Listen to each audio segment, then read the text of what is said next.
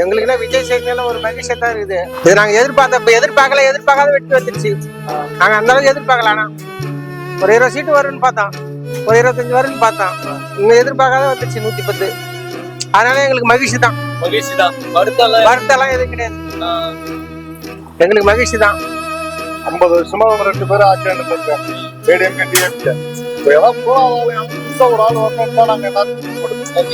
ஆமா, அந்த மாதிரி நாங்க நினைச்ச மாதிரி எல்லாம் கரெக்டா வந்துச்சு. இல்ல இப்ப நம்ம எதிர்பார்த்திருப்போம்ல, புதுசா கட்சி ஆரம்பிச்சு வந்திருக்காரு, வந்தாருன்னா ஒரு 10 இடம் பிடிப்பாரு அப்படின்னு நினைச்சு. ஆனா காலைல இருந்து ஸ்டார்டிங்ல இருந்து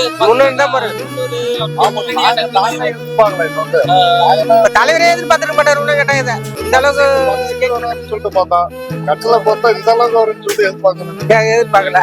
நம்பிக்கை இருக்குது, நம்பிக்கை இல்ல. தலைவர் பண்ணணும், யாரு வந்தாலும் தக்க வைக்கணும்னா சொன்ன கோரிக்கை நிறைவேறினா தான் மக்கள் மனசுல ஒரு இடம் பிடிக்க முடியும், மக்களை தக்க வைக்க முடியும். அவர் பண்ணுவாருன்ற நம்பிக்கை எங்களுக்கு இருக்குது. அப்படிதான் நாங்க ஓட்டு போட்டுக்கிறோம். அவர் பண்ணுவாருன்னு நம்புறோம்.